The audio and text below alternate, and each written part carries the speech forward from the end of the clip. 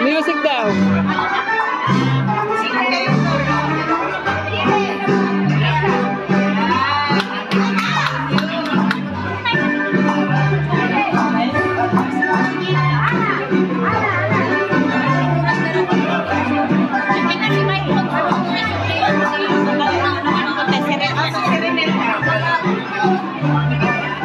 Madam Roda!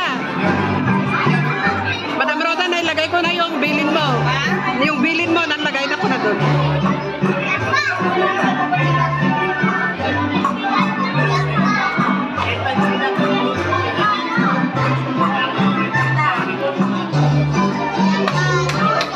Duwata?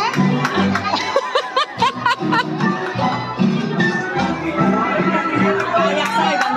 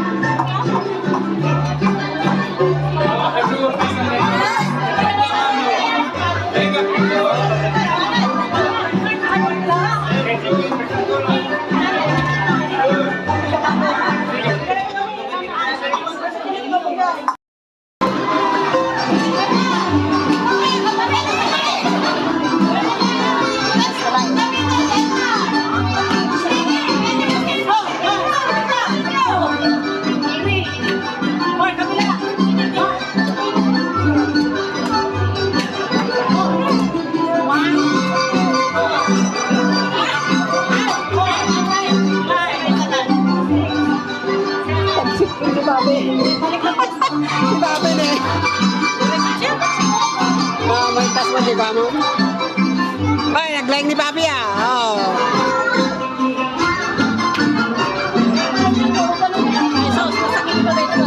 Ay, wala.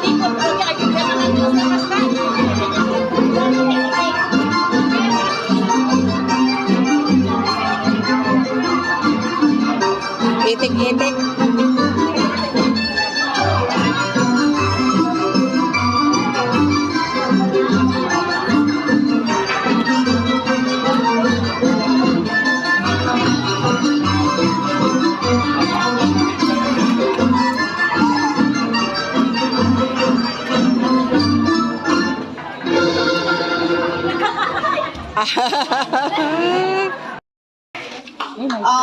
From KDL, Alianza, and all Bayanihan Group of Madrid, all mommies. Sino pa bang hindi ko nabanggit? Yung in charge sa lechon, Kuya Ford, maraming salamat. Sino pa from Marian, meron din sa ating mga bisita na nandito. Kema, sino pa po? At sa lahat-lahat po, palakpakan po natin ang ating sarili. Ang training na po ito, kagaya ng sinabi ko po noon, ay magkakaroon po ng contest sa nalalapit na buwan ng Setyembre. So, maganda-handa po tayo. Nasabi ko naman po yung tamang damit sa isang sayaw. Kasi ang Philippine folk dance, merong kaibahan sa tinatawag natin creative folk dance. Creative folk dance is much different from Philippine folk dance. Ang kaibahan po, una ay sa damit. Kung nagdamit sila ng palda, blusa, at mga ganyan-ganyan lang, then music ay halimbawa parong-parong bukid, yung mga ganyan po. That is considered creative folk dance. Now, sa Philippine folk dance traditional, lahat po ng damit, sapatos, galaw ng mga kamay, paa, nasa libro po yan. Sinusunod po namin sa isang sayaw. So that is what we call traditional folk dance. Yan po ang gusto po namin i-train po sa lahat na ang folk dance ay hindi lamang sayaw na kung meron na kayong damit, meron ng tugtog, yan ay tinatawag nating folk dance. I-classify po natin na creative folk dance. Yung naituro po namin sa inyo, yun po yung tinatawag nating traditional folk dance na nakasulat po sa libro. Okay, so this is a closing program, but this is not yet being closed because I believe this is just the beginning of what you have learned from this training to be applied in the future activities.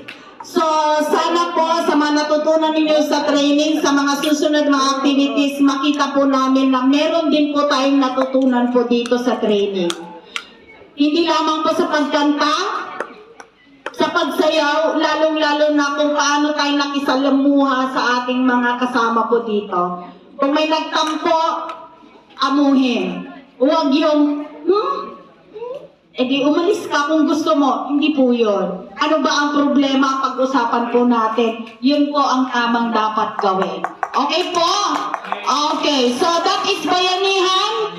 Bayanihan in Google, they say, turning an ordinary individual into a hero. Ito po yung ating mission and vision na kung maaari po, ang nalalaman po natin ay ibigay po natin sa mga young generation. Kung ano po yung natutunan natin na sayaw, pag-uugali, makikita po natin na na-transfer na po natin ang knowledge sa mga bata. Tulong-tulong po, that is bayanihan. Maraming salamat po!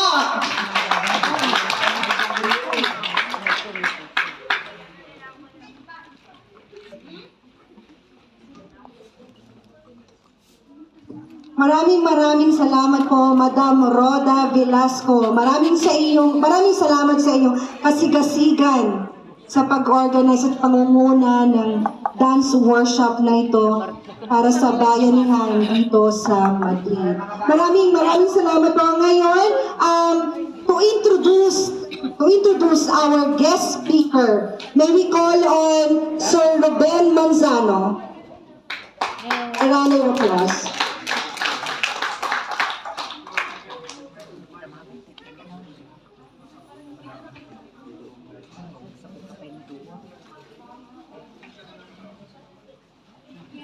Salamat ang ating magandang MC ngayong hapon. Magandang hapon po sa inyong lahat. So my task for today is to introduce our guest of honor and speaker.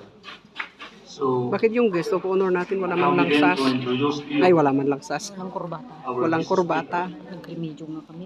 occupational diplomat with over 2 decades experience. Iba anak kayo ay. Iba. Iba naman yung ginawa nyo. Wala, kurintitag lang yun.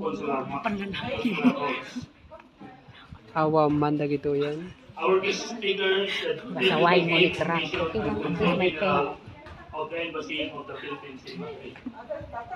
Pagam kumatay niya laan ka ididam He was na the mo. Deputy Assistant Secretary and Executive Director for the Office of Financial Management Services of the Department of Foreign Affairs of the Philippines.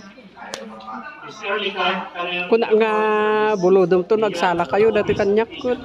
Kapan yung kinartibaw na. Economic Cooperation Division, where he attended meetings and participated When, in negotiation within Asia on regional economic integration. This was then followed with his first foreign assignment at the Embassy of the Philippines in Amman, Jordan, where he earned his first in consular assistance to the nationals work.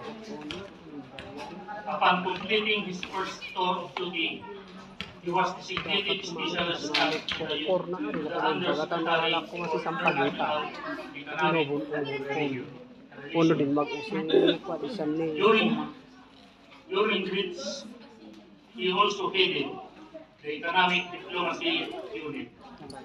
His second tour abroad was a consul and then as acting head post at the Consulate Yeah. General of Ghana, So nga ron. where he gained more experience in higher leadership roles at a foreign service Igo ko post. na, rewan di karagahan. Before his career, before May his sapsapigan. diplomacy and international relations, he worked in radio broadcasting, real estate, Nikwawan lakit di mo and ti national houses, ukor na ni. Di and honor. telecommunications. Di na lo yung His bag.